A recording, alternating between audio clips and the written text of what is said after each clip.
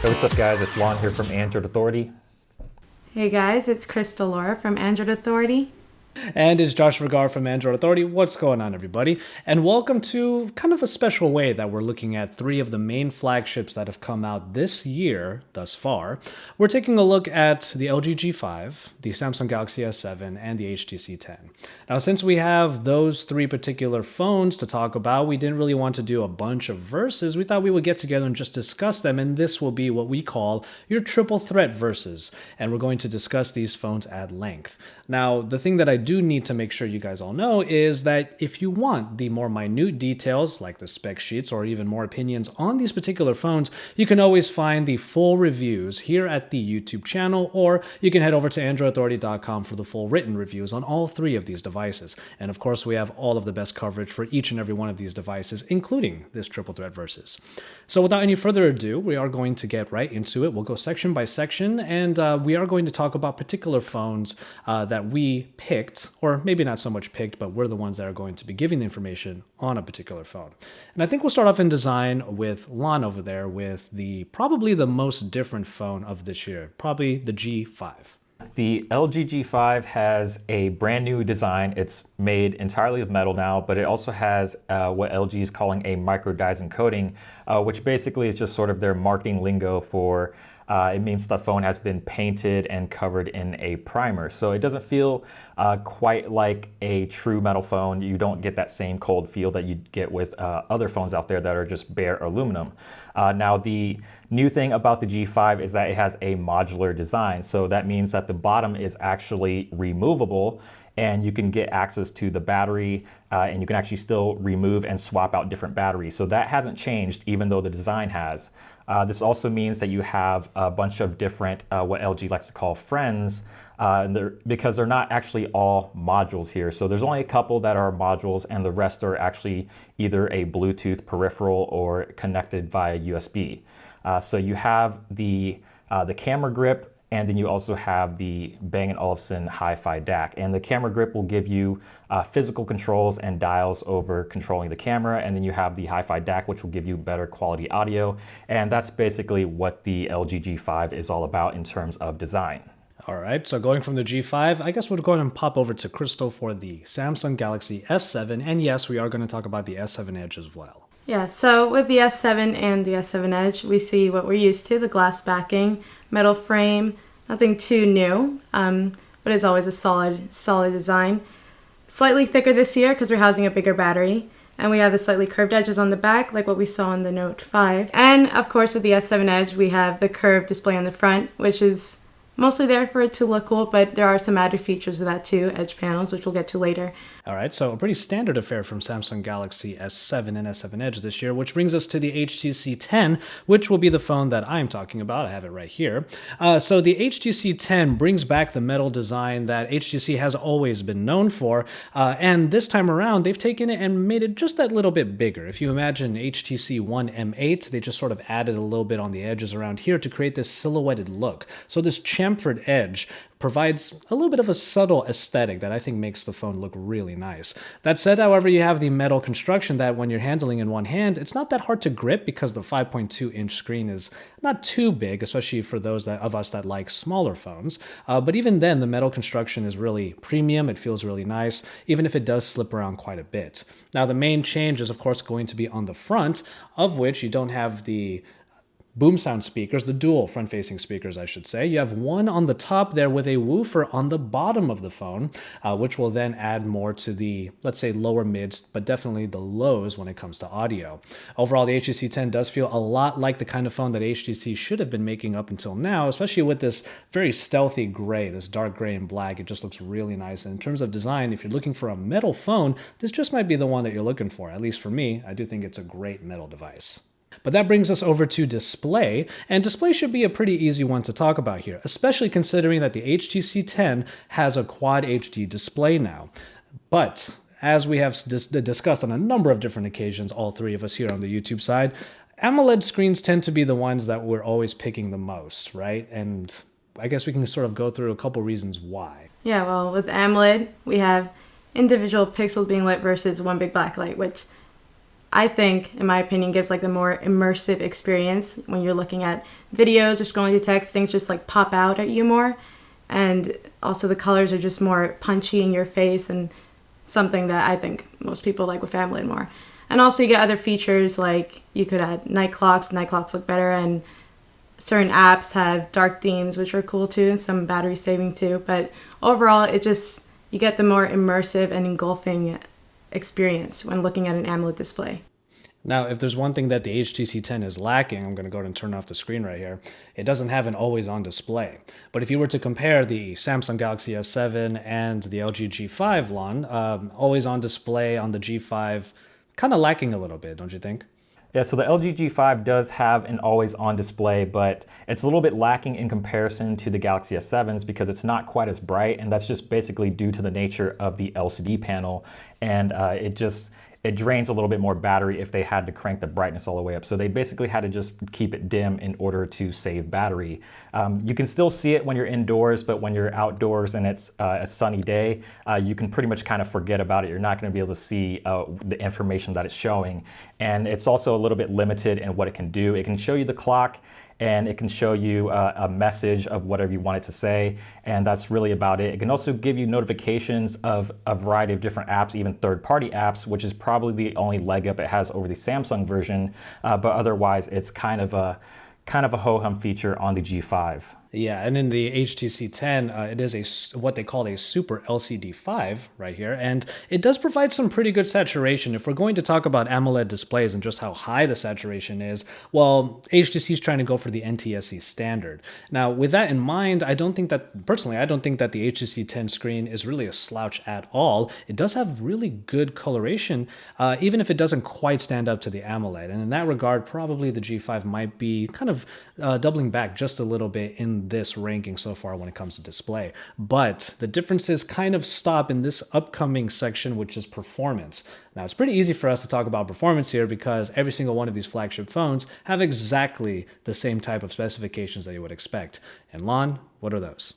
So basically you're looking at a Snapdragon 820 processor, Adreno 530, and 4 gigabytes of RAM across the board on all of these devices. So you can pretty much expect fast performance on all these phones, and it's really just going to come down to the software optimization as to where you'll see any differences. But otherwise, they're pretty much all going to run pretty much identical. Yeah, and we can pretty much go down the line as well as to say, have we had any problems with these phones? I would say no. Lon will probably say no. And Crystal, on the Samsung Galaxy S7, have you had any issues with performance thus far? It's a very smooth experience overall, like we're used to, but I will say one thing. I mean, the briefing screen is still there, which you could disable. The lag is a lot less apparent this year than last year, so it's much worse. So this year is a lot more improved, and that's pretty much the only complaint when it comes to performance. All right, and that brings us to hardware, which might be one of the most exciting portions of this particular triple threat versus, because every single one of these phones, at least in my estimation, has something to really offer. And I'll start off with the HTC 10. Now, we have the HTC 10 here with obviously the boom sound speakers, and that has always been an offering by HTC. But this year it's a little bit different because on the bottom here, they've taken out one of the speakers in order to make a fingerprint scanner fit there, which does work pretty well. You just have to hold on to that capacitive home button, keep your finger there, and it will unlock and wake simultaneously, nice and quick. But that also means that boom sound now has a front-facing speaker on the top of the device, and then on the bottom there is a woofer on the bottom that helps with the low ends in the audio. Now, that's not really to say that these speakers are incredibly loud, especially not when compared to previous HTC One devices or even the Nexus 6P now, but it still provides a nice rich sound. If you're going to be sharing your audio with everybody just using the phone, you might find it just that little bit quieter than you would want it to be. But it's really when you plug in headphones on here that really make it awesome. And that's because boom sound has an amp and a DAC, a nice 24-bit DAC rather, installed on the phone that will allow for some really nice sound stages in a good pair of headphones. So when it comes to the audio or the music listening experience, the HTC 10 is really pretty much the ace player in these, if I would say so myself. From there, you do have a micro SD card slot, which has been an offering before, but it is one of those features that is coming back a lot this year. After that, it's not a waterproof device. It is splash proof, but its certification is not as high as that of the Galaxy S7. But overall, you get a really solid device with USB Type-C on the bottom and Quick Charge 3.0. So with being able to charge up the battery pretty quickly, which we'll talk about in a bit, you have overall a very good and solid device with a wonderful audio experience. All right, well, we talked about the HTC 10 just now. How about the Galaxy S7 and the S7 Edge over there? So with the Galaxy S7 and S7 Edge, we have the physical home button that doubles as a fingerprint scanner. And it's fast. You do have to actually press on the button for it to unlock, but it is super fast, so it's not really shouldn't be a big issue. Moving along, we have the micro USB charging port on the bottom, and then we have the speaker on the bottom. And it's pretty poor placement, and it's also not the best speaker. Quality suffers a little bit, kind of tinny, but that's because the phone is water resistant. We have a protective coating inside, which is a big thing with hardware here on the S7. And the last thing would be we have the micro SD card slot on the top that holds up to 200 gigs. All right, and after the Galaxy S7, of course, our last phone of the three, the LG G5 over with Lon. All right, so with the LG G5, you have 32 gigabytes of internal storage, and you also have a micro SD card slot that allows up to an additional 200 gigabytes of additional storage for storing all of your extra media. And then along the bottom here, you have a USB Type-C port, which also accepts fast charging, which is nice. And the speaker is also on the bottom of the phone here, and it's obviously not the best placement in the world, but it is a pretty decent sounding speaker for a single speaker, definitely a little bit better than the Galaxy S7. On the back side, you have the power button still mounted on the rear, which also doubles as a fingerprint scanner. And the fingerprint scanner works quite well. It's actually really fast, definitely one of the fastest fingerprint scanners that I've ever used. It takes only a few taps to set up, and you actually don't have to press the power button in order for it to actually register your fingerprint. One thing you'll notice is that the volume rockers are actually no longer on the back here either. They've been moved back to the side on a more traditional location, which is perfectly fine by me, but depending on who you are, you may or may not like that change. All right, and because the bottom portion can be removed, of course, we have replaceable batteries. After all, the battery has to be snapped out and put into other modules, but we'll go ahead and pop into the battery life here. What's the capacity in the G5, Lon, and that battery, what has been the battery life for you so far? Yeah, so the capacity on the G5 is a 2800 milliamp hour battery, which is the smallest of the bunch out of these three phones. But the benefit here is that you actually can still remove it and swap it out for another one. And for me, battery life has actually been pretty good. It gets me through a full day perfectly fine. The screen on time numbers aren't amazing, but for me, what really matters is how it performs in regular everyday use. And for me, with my usage, with just browsing the web, checking social media, watching YouTube, and playing some games and things like that, it lasts me through a full day pretty much every single day. Yeah, I would say the same thing for the HTC 10. It has a 3000 milliamp hour battery, which seems like pretty much what you would want in a phone these days. But with that in mind, it gets through a full day pretty much as you would need it to, and screen on time for me has been around 4 hours on average, which is pretty good, especially for someone like me that has the screen on for things like GPS. I'm listening to music all the time, so for a somewhat above average user like myself, 4 hours of screen on time has been perfectly fine. But that's where we get to the Galaxy S7 and the S7 Edge, which has a big battery. And how's battery life been for you, Crystal? Yeah, well, as we know, much better than last year's S6. We have a bigger battery, so we have 3000 milliamp hours on the S7 and 3600, I believe, on the S7 Edge. And with moderate use, I get through a full day easily. I would say about 4 hours on the S7 and 4.5 hours to like 5 hours on the S7 Edge. Yeah, and across the board, we have fast charging. So even if you do find yourself in single digits on your battery life, you can always pop it in for just a little bit and get that power back. All right, which brings us to the cameras. Now, this is always a hotly debated topic, especially when it comes to these three flagships every single year. And in one case, we do have a camera that is hoping to improve on what has been lackluster over the last couple of years. We have a camera experience in both the Samsung and LG cams that have provided some pretty good experiences thus far, and we'll see how they are this year. We'll start off with the Samsung Galaxy S7 and the S7 Edge, though. What are the specs and sort of the details when it comes to both cameras on this phone?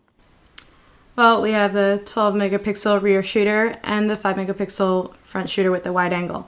And these cameras are super, super reliable cameras. Whether you're taking a picture daylight or low light, you can always be confident in knowing that you're going to take a good shot. We will talk about the LG G5 coming up next. So cameras on this, which I think is a very, very fun prospect for here. All right, so the camera on the LG G5 is a 16 megapixel f1.8 aperture lens. So they didn't go the route of Samsung or HTC with the fewer megapixels. They decided to stay with 16. But the interesting thing about the G5's camera this year is that there's actually two lenses here. So you actually have a secondary 8 megapixel sensor, and the 8 megapixel sensor is a wide angle lens, which allows you to take these really awesome looking, incredible looking wide angle shots. And it's just a lot of fun to use. Probably my favorite feature of the G5 actually. As far as the front camera goes, you have an 8 megapixel sensor. So you're gonna get some pretty decent looking selfies with that. It's really nothing too special, but it should get the job done as far as your front facing camera goes. All right, which brings us to the HTC 10. Now, the last couple of years, HTC has had kind of a rough go of it when it comes to the two cameras, especially when you're talking about the rear camera. They've gone from ultra pixel to the more conventional cameras. But this year, much like Samsung Galaxy S7 did, we have the ultra pixels coming back. They're the larger pixels, but there are less of them. So 12 megapixels, similar to the S7, is what you get in the HTC 10. That said, you also have a 5 megapixel camera up front that has optical image stabilization built in. Now, like I said, every single one of these phones does have kind of a killer feature. Not really killer, but let's say a feature that you can really kind of be happy about. And I personally think that the OIS on the front-facing camera is a very nice addition. But the other really great addition is the great audio recording. High-res audio can be recorded no matter which camera you're using. So if you're a bit of a vlogger, or if you're really looking towards video as what you're going to do with these phones, then you will be able to do that with the HTC 10. From there, you have the 12 megapixel shots that are done in the HTC camera app. And in the app, it has been somewhat streamlined, very easy to use. A lot of the modes are over on the left side. So for the most part, you could just use one hand in order to get a shot off. And the speed of the camera app is pretty good as well. Its manual mode leaves a little bit to be desired, not necessarily in terms of how many things you can change, but the fact that all of those sliders cover up. If you have all those sliders open at once, you can cover up the entire viewfinder, which is a little bit annoying. But from there, we have given you some information about these different cameras. And then now we're going to talk about the picture quality because we took pictures with all three of these phones in a bunch of different situations. And it's these pictures that we're going to use to give our opinions on what we think might be a better camera. So Lon actually had a lot of really pertinent things to say about this comparison. Yeah, so we all sort of had a chance to take a look at all of these photos. And I think we sort of came to sort of the same consensus and took away a few themes, if you will, from all of these camera samples. The first thing that we noticed right away is that the HTC 10 sort of overexposes a lot with their images, and also the images lack a lot of color and contrast, especially in comparison to the G5 and the S7. They just look a little bit muted and a little bit washed out. Another thing that we noticed is that the S7 has pretty good dynamic range, and if you compare it to something like the G5, you can definitely see how much better it is in the shadows, whereas on the G5 tends to really sort of crush those areas and you sort of lose a lot of detail, and you'll sort of see that in some of these car images, especially if you look in the darker grille areas of the car. You can see those details on the Galaxy S7, whereas on the G5 they're really dark and it sort of just looks more like a black hole instead of an actual grille. So have you had this kind of experience, Crystal, with the S7 and the S7 Edge? Do you believe that it is the most reliable camera? Let's use that word. Definitely, for sure, the most hands down of the three. I would say reliable. You could, like I said before, always be confident knowing that shot that you take will be a decent shot. With the G5, I noticed that since it doesn't have that larger pixel size at night, I believe it decreases the shutter speed to account for more light into the shot, and because of that, you get almost blurry images, like hazy, not as focused, sharp images at night. Well, with the HTC 10, I do agree with everything that Lon said. We did talk about this for a bit. So the picture quality is actually pretty much on par on the HTC 10. It just doesn't really excel in any one particular place, except for audio, which again, like I said, if video is going to be a thing, the audio is so good. I just released a camera feature focus on it, and you can hear me actually vlogging on the HTC 10, and the audio sounds amazing. From there, however, there is a little bit of a lack of saturation and a little bit of a lack of sharpness, but that is also something you see in the Galaxy S7 from time to time because it has less megapixels, and they are larger pixels, of course. But at least with the S7, they've leveraged that for better autofocus, whereas HTC has sort of just kept to laser autofocus for what it uses for focusing systems. But the HTC 10 by any means is not the worst camera out there. It's just not also the best one. So that should pretty much do it for the camera section, and we can move on to our final section before we give you our full opinions on these phones. We'll talk about the software. Now we have 3 different versions of Android here, and I think everyone has a lot of opinions no matter which one you get. I'm going to start off though. We have the HTC 10 with a very Google-esque Sense on here. So there's no more Sense versions or anything like that. It's just Android with HTC Sense. And if you're used to Sense in the past, you get a very familiar looking interface here with the app drawer that is a paginated scroll going up and down rather than side to side. And then, of course, you have Blinkfeed over on the side. Now, Blinkfeed to me has always been my favorite news aggregation second home screen experience, and I've always enjoyed it more than Briefing or anything that LG has put out for their second home screens. They've changed it up a few times. But ultimately, what I love the most about Sense is that everything just sort of, no pun intended, makes sense. Everything is exactly where you would want it to be. There's not really any flourishes. It's not trying too hard to look like eye candy. It's a very functional version of Android. And because it has a darker tone about it, it doesn't look too cartoony in pretty much any portion of it. And it just feels like function is king in this version of Android. But that would bring us over, if we're going to look at the 2 spectrums, I guess we can go over to the Galaxy S7 and see how TouchWiz is this year. Well, TouchWiz, I believe, just gets better every year. And this year it is better. You have more of a toned down color scheme. You don't have like that neon green blue that we saw last year. You have more of a like blue grayish color scheme, which I prefer. But of course you can always change that in the theme store or get a new home launcher. And then of course the icons I would say are a bit cartoony, and I see this with the G5 too. But once again, you can always change that with a home launcher. As far as features that we get with software, we have multitasking, which is always a good feature. And edge panels on the S7 Edge. You get shortcuts to contacts, emails, bunch of stuff. You get a bunch of widgets pretty much. But I said this before, and I really think the purpose of that curved edge is for the design aspect to make it look cool.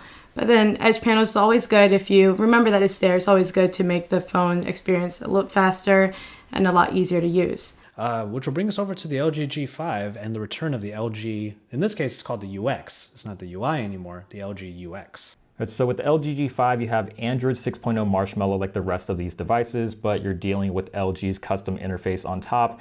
And it's still not the best looking interface, but it's probably the best that it's ever looked. So it's a little bit cartoony still as far as the icons go, and some of the animations are also a little bit cartoony, but it's a little bit cleaner as far as the color scheme goes. And a lot of the software features that LG used to shove in your face, like the Smart Bulletin and the Q Slide, are actually a little bit more hidden now, but they are still there if you actually want to use them. Now the biggest change with LG's interface this time around is that there is no app drawer by default. So all of your icons and all your applications will be sitting on your home screens, and your only real form of organization is through folders. But you do have the option to bring that app drawer back via a third-party launcher like Google Now, Apex, or Nova. Or if you really want to stick to LG software, LG did release their LG Home 4.0 launcher in the Smart World app if you want to download that one. All right, so we have a lot of different ends of the spectrum here with these 3 phones. But before I even get into any of our opinions, I want to just remind everybody that to find even more details about all of these phones, make sure you check out our full reviews here on AndroidAuthority.com and the YouTube channel, so you can see everything that you need to know specifically about these 3 devices. Which brings us to what we're here for, and that is our final section. Which one of these phones would you pick? So I'm going to go ahead and have everybody say what phone that they would pick, and I want you guys to explain why. I want to start off with Lon over there. So even though I'm speaking about the LG G5, and even though it is a pretty solid smartphone, I'm going to have to give it to the S7, more specifically the Galaxy S7 Edge, mostly because I feel like they've really refined that particular design. They took a risk with that design last year, and this year they really sort of made it a little bit better, and it's paying off for them now. It's got a bigger display, a bigger battery. The Edge functionality is actually a little bit more useful now. So a lot of the changes that they've made this year to the S7 Edge have only improved this particular smartphone, and it's a really fantastic smartphone from Samsung. Yeah, I think I would, for the most part, agree. The Galaxy S7, if you take it for all that it is pretty much the most reliable, the most well-rounded phone. But I also will have to admit that when it comes to having a lot of fun on smartphones, I do agree that the camera is the number one feature that I'm always looking for until HTC came out with the audio boom sound capabilities of the HTC 10. If there's one thing I do far more than use the camera, it's listen to music. And as I listen to music on the boom sound amp and the 24-bit DAC on here with my Audio Technicas, I just have such a good experience with it. I just have so much fun with it that I have to say that if I had to pick one phone solely for a daily driver, considering that I already have a way of filming and taking pictures and whatnot, with a great design and just a super fun audio experience and a decent enough camera, which I will emphasize, it's not the best one, but it's a decent enough camera. I do have to give it to the HTC 10. I mean, everybody is going to have a Samsung Galaxy S7. That's obvious. I used one as a daily driver for quite a while. But with the HTC 10, you're probably going to be walking around and not too many other people have it. And then that is where you get people asking, wow, what phone is that? Because that's what the HTC One, the M7, the M8, that's what those phones used to do. And I think that the 10 is still capable of doing that. And it happens to be a pretty solid phone all around underneath that surface. Anyway, I think it's going to be 2 out of 3 here for the Galaxy S7. And since Crystal's the one who gave us the info on the Galaxy S7, I guess you can explain to us why. Well, yeah, I'd have to go with the Galaxy S7 as well, just because, like you said, I'm big on camera and I take a lot of pictures and I want an all-around just reliable camera.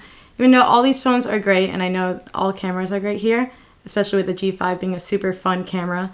And I think in some areas the G5 is better than the S7, but the S7 all around is a reliable experience. And with the HTC 10, like I said, haven't used it, but I know it's also a good camera. But yeah, I'd have to go with the S7 just because of that reliability and being confident knowing that I'm going to take a good shot no matter what. And that really is the most important thing to me. Well, unless there's anything else that's left, I think that should pretty much do it for this triple threat versus. We wanted to get 3 of our YouTube creators here to talk to you about the 3 flagships that have been coming this year. And they are the top 3 phones. And we wanted to bring you a comparison among all 3 of them in a sort of more casual, more easily digestible format. So hopefully you guys enjoyed that. Let us know if you did in the comments below and drop us some likes on this video if you did enjoy this version of the Versus format. From there, we might do these a little bit more, but again, you can always see our content for all of these phones at androidauthority.com. And of course, here at the YouTube channel, if you haven't already, make sure you guys subscribe. That should pretty much do it for this Versus video. So altogether, guys, we are your source. Remember that we are your source for all things Android. Android.